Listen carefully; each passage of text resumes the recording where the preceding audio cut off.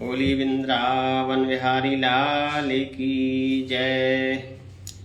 आज की एकादशी का नाम परमा एकादशी। राधे राधे मित्रों। अथ परमा एकादशी व्रत कथा। श्री गणेशाय नमः। श्री सरस्वती देव्ये नमः। मातृ पितृ चरण कमलेभ्यो नमः। इष्ट देवताभ्यो नमः। श्री पांडव पुत्र धर्म अवतार राजा युधिष्ठिर ने भगवान श्री कृष्ण से विनय पूर्वक पूछा कि हे जनार्दन, अब आप लौंद मास के कृष्ण पक्ष की एकादशी का नाम तथा उसके व्रत की विधि मुझसे कहिए। अधिक मास में कौन सी एकादशी होती है, पुरुषोत्तम मास में कौन सी एकादशी होती है और उसके व्रत की विधि क्या है। श्री कृष्णचंद्र जी कहते हैं कि हे पांडु नंदन, इस एकादशी का नाम परमा एकादशी है। परमा एकादशी का व्रत करने से सभी प्रकार के ताप संताप नष्ट हो जाते हैं। इसकी विधि पूर्वक वर्णन उसी प्रकार है जिस प्रकार शुक्ल पक्ष की एकादशी पद्मनी एकादशी का व्रत किया जाता है। इसके करने से इस लोक में सुख और परलोक की प्राप्ति होती है।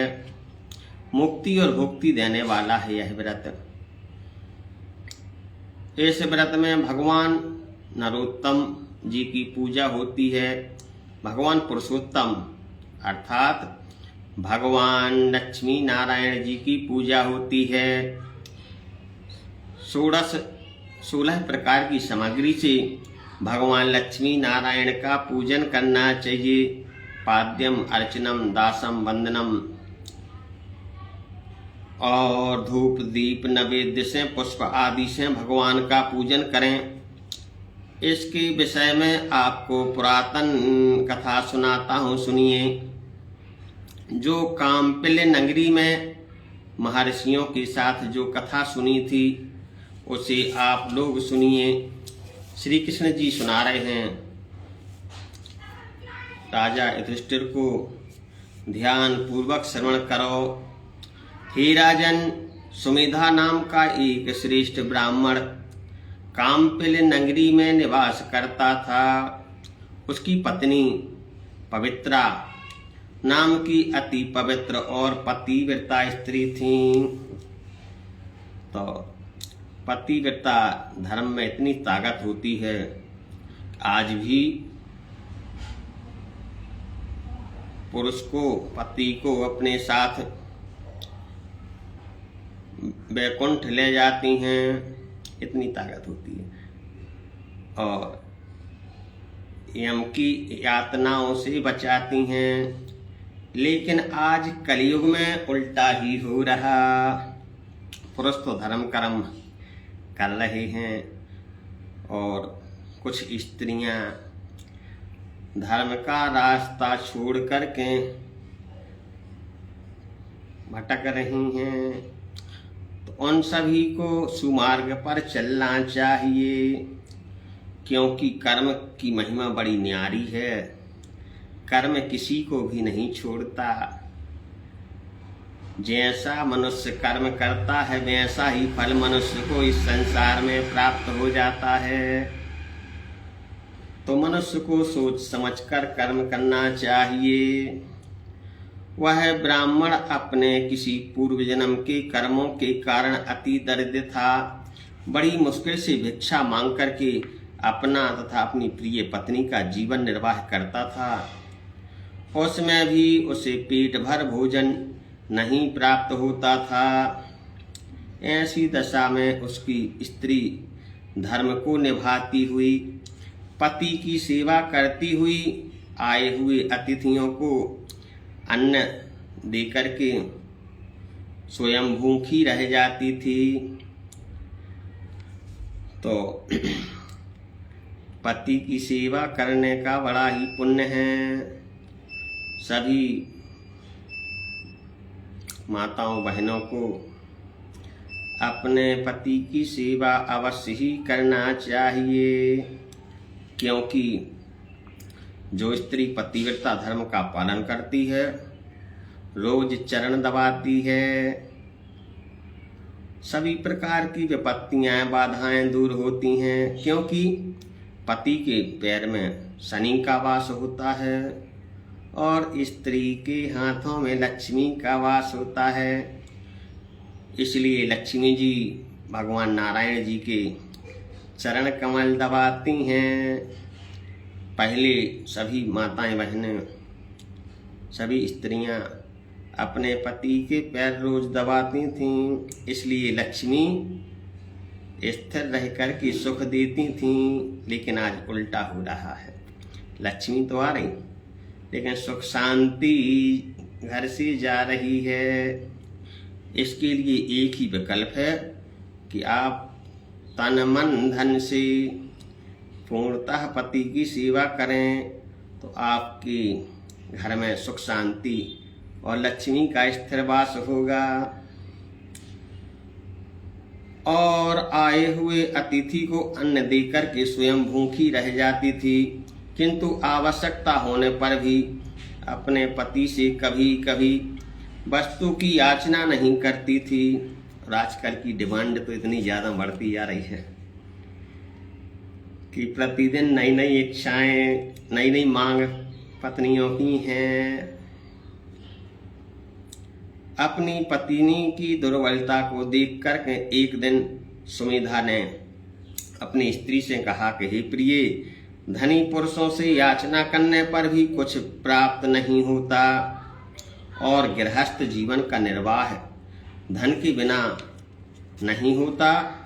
अतः अब तुम ही बताओ, ऐसी दशा में मुझे क्या करना चाहिए। तो पति को पत्नी से परामर्श लेना चाहिए। पति को पत्नी से परामर्श लेते रहना चाहिए, सलाह लेते रहना चाहिए, धर्म कर्म करते रहना चाहिए, तब जाकर के उसका पुण्य होता है। कहीं परदेश में जाकर कोई उद्यम करूं, बताओ तुम्हारी क्या इच्छा है। उसका पति बोला, पवित्रा ने कहा कि हे स्वामिन, पत्नी का धर्म पति की आज्ञा का पालन करना है। एक ही व्रत एक व्रत नेम, काय वचन मन पति पद प्रेम। पत्नी का एक ही धर्म है, एक ही व्रत है, एक ही धर्म, एक व्रत नेम। मन क्रम वचन से पति की सेवा करना, इसके अलावा और कोई दूसरा व्रत नहीं बताया गया है। अगर करना है तो पति की आज्ञा से आप कर सकते हैं, तब जाकर के पुण्य मिलता है। पत्नी का धर्म पति की आज्ञा का पालन करना है। पति की आज्ञा का उल्लंघन करना नारी के लिए नरक के निवास के समान है। जो स्त्रियां अपने पति की बात नहीं मानती, वह रो नाम की नरक में जाती हैं। इसलिए पहली प्रसन्नता है पति। स्त्रियां सिर्फ पति के लिए ही श्रृंगार करें। लेकिन आज दिखावा हो रहा है। आज कलयुग की माया तो बड़ी निराली है। आप सब समझदार हैं। आप मुझसे पूछते हैं, अतः आपकी आज्ञा से मैं कहती हूँ। उसकी स्त्री बोली, शास्त्र नीति के अनुसार जो मनुष्य पूर्व जन्म में दान करता है, अर्थात जिसने स्वर्ण का दान किया, वह रूपवान होता है। जिसने विद्या दान की पूर्व जन्म में, वह ज्ञानी होता है, विद्वान होता है।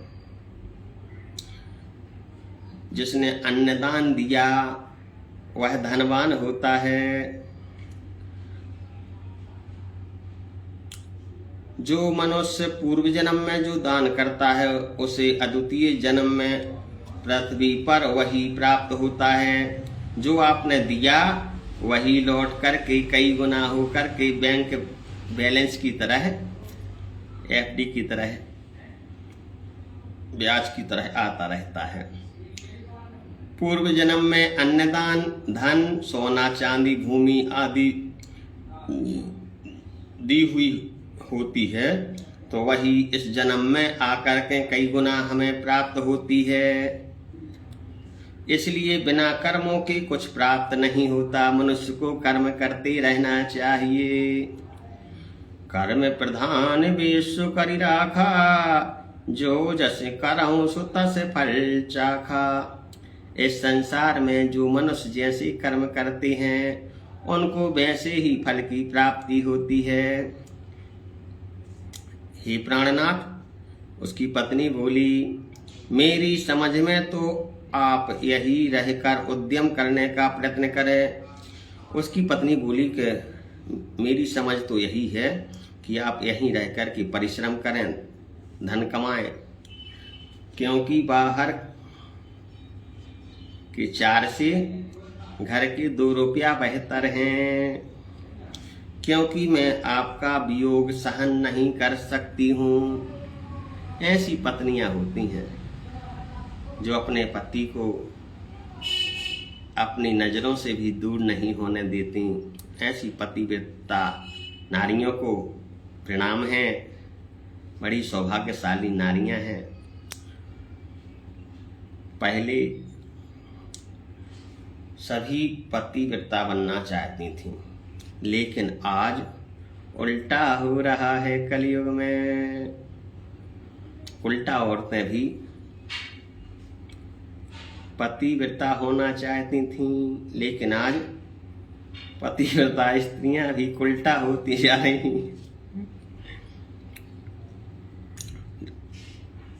क्योंकि मैं आपका वियोग सहन नहीं कर सकूंगी, ऐसा उसकी पत्नी ने कहा। क्योंकि पति के बिना माता पिता, भाई बहन, सास ससुर आदि कुटुंबी जन व रिश्तेदार भी स्त्री का आदर नहीं करते। बिल्कुल सही बात है, आज भी सही है। पति ही सब कुछ है। यदि आपने पति की आज्ञा का पालन नहीं किया, धर्म के रास्ते पर नहीं चले, अपने पति को धर्म के रास्ते पर नहीं चलाया, माता पिता, भाई बहन, सास ससुर, कुटुंबी जन आदि दुख के समय भी आपके काम नहीं आएंगे। कौन काम में आएगा? पति और पत्नी एक रथ के 2 पहिए, वही काम आते हैं एक दूसरे के। पति से अलग स्त्री को लोग कुदृष्टि से देखते हैं। बिल्कुल सही बात। इसी कारण आपको इसी स्थान पर रहना चाहिए। बहुत अच्छी बात कही उसकी पत्नी ने कि हे नाथ, यदि आप बाहर जाना चाहते हैं कमाने के लिए तो मत जाओ। घर की 2 रोटी रूखी सूखी बेहतर हैं बाहर की 4 से।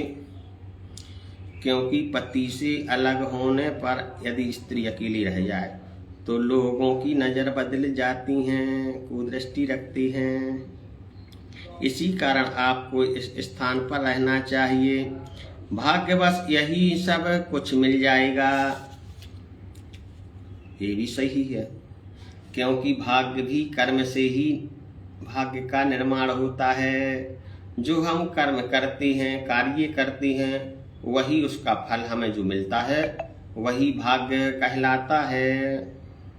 जो हमने पिछले जन्म में किया और आज सुख और दुख जो मिल रहे हैं वही हमारा भाग्य है। और जो हम अब कर्म करेंगे और आगे जो फल मिलेगा सुख और दुख के रूप में, धन धान्य के रूप में, सुख संपदा के रूप में, वही हमारा भाग्य होगा। तो पत्नी की प्रिय बातें सुनकर के वह दोनों वही पर समय व्यतीत करने लगे। नगर में एक दिन उनके यहाँ कौंडिन्य मुनि आए। तो उस ब्राह्मण पति पत्नी के घर में कौंडिन्य ऋषि का आगमन होता है। उन दोनों ने ऋषि को प्रणाम किया, आदर सत्कार से भोजन कराए, आदर सत्कार किया, चरण धोए ऋषिवर के और उस जल से अपने घर को पवित्र किया। हे मुनि, आज हमारा जीवन धन्य हो गया। बहुत दिनों बाद आपके दर्शन हुए। आप हमें ऐसा कोई सरल उपाय बताइए। वह दोनों पति पत्नी ऋषि महाराज से पूछने लगते हैं कि आप हमें ऐसा उपाय बताइए जिससे हमारी दरिद्रता दूर हो जाए। तब जाकर के कौंडिन्य मुनि ने कहा कि हे पवित्रा, पुरुषोत्तम मास के कृष्ण पक्ष की परमा एकादशी का व्रत करने से मनुष्य समस्त पापों से मुक्त हो जाता है, दरिद्रता दूर हो जाती है, गरीबी दूर हो जाती है, रोग का विनाश होता है। इस व्रत को करने से सभी प्रकार के रोग दूर होते हैं और हर जगह विजय की प्राप्ति होती है, पाप नष्ट हो जाते हैं। इसका व्रत करने से मनुष्य धनवान हो जाता है। भगवान लक्ष्मी नारायण की कृपा जब होती है तो उनके घर में संपत्ति आ जाती है। लेकिन कुछ नीच पुरुषों का स्वभाव होता है कि धन के कारण अभिमान उत्पन्न हो जाता है। अभिमान कई कारणों से हो सकता है, इसलिए यही अभिमान मनुष्य के पतन का कारण है। इसलिए मनुष्य को विनम्र रहना चाहिए। तो कथा सिखाती है, ज्ञान सिखलाता है, विनम्रता ही मनुष्य की शोभा है। विनम्रता से ही मनुष्य इस संसार में बड़े बड़े काम कर सकता है। और इस व्रत में भजन कीर्तन आदि करते हुए रात्रि जागरण करना चाहिए। भगवान के नामों का स्मरण करना चाहिए, गुणगान करना चाहिए, प्रशंसा करना चाहिए, स्तुति करना चाहिए और रात्रि भजन कीर्तन का आयोजन करना चाहिए, जागरण करना चाहिए। श्री शिव जी महाराज कुबेर जी ने इस व्रत को किया, जिसके कारण शिव जी ने अपनी लंकापुरी कुबेर को दे दी। तो शिव जी और पार्वती जी ने पार्वती जी के कहने पर शिव जी ने लंकापुरी का निर्माण करवाया। लेकिन जब कुबेर ने तपस्या की, कुबेर को दान में दे दी और कुबेर से वह रावण के पास पहुंची। इसी परमा एकादशी के व्रत के प्रभाव से सत्यवादी राजा हरिश्चंद्र को पुत्र और पत्नी तथा राज्य आदि पुनः मिल गए। सत्यवादी राजा हरिश्चंद्र, सतयुग की बात है कि इन्होंने सत्यवादिता का पालन करते हुए अपनी पत्नी और पुत्र को भी बिकवा दिया और स्वयं डोम का कार्य किया, मुर्दा को जलाने का कार्य किया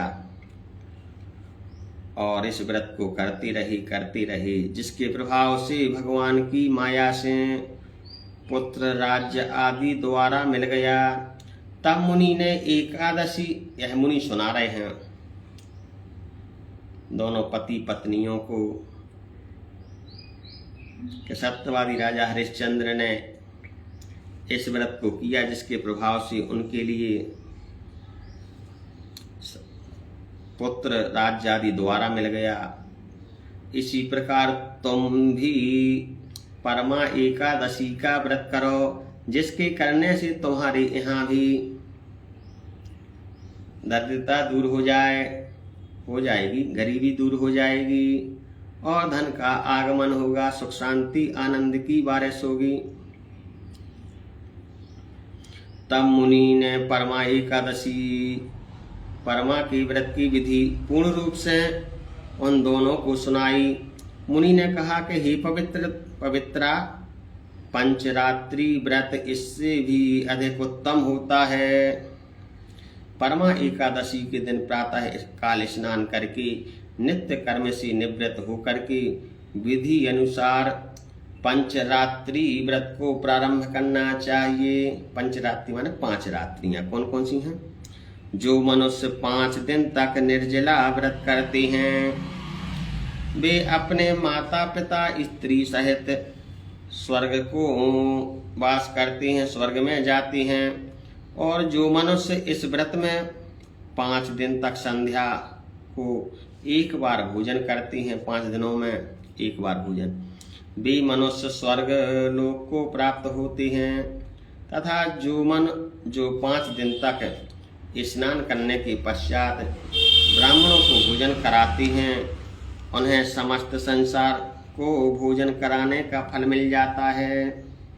जल से भरा कुंभ दान करने वाले को चराचर ब्रह्मांड का दान करने का फल प्राप्त हो जाता है। कुंभ घड़ा को ब्रह्मांड बताया गया, तो जल से भरे हुए घड़े को आज दान किया जाता है, जिससे ब्रह्मांड का दान करने के बराबर फल की प्राप्ति होती है। हे पवित्री, जो तिल से भरा हुआ पात्र दान करता है वह तिलों की संख्या के बराबर स्वर्ग में सुख भोगता है। जितने दाने होते हैं तिल के, उतने वर्षों तक वह स्वर्ग का सुख भोगता है। तथा पात्र में घी भरकर 5 दिन दान करने पर भी स्वर्ग सुख भोगता है। 5 दिन ब्रह्मचर्य से रहने वाला अप्सराओं के साथ विहार करता है। अतः तुम अपने पति के साथ इसी व्रत को विधि पूर्वक करो। तो इस एकादशी का व्रत बताया, 5 दिन का नियम बताया। ऐसा करने से तुम समस्त सिद्धियों को प्राप्त करके पति के साथ स्वर्ग को प्राप्त करोगी।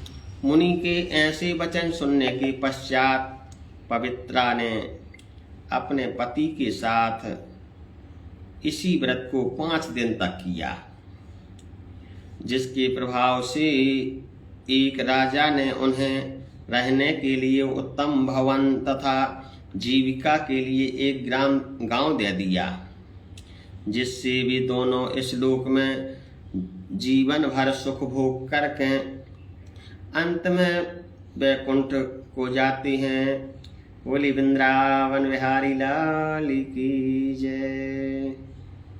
भजन कीर्तन करते रहें, मस्त रहें, आनंदित रहें, सेवा करते रहें। यही सेवा मनुष्य को सुख का कारण बनती है।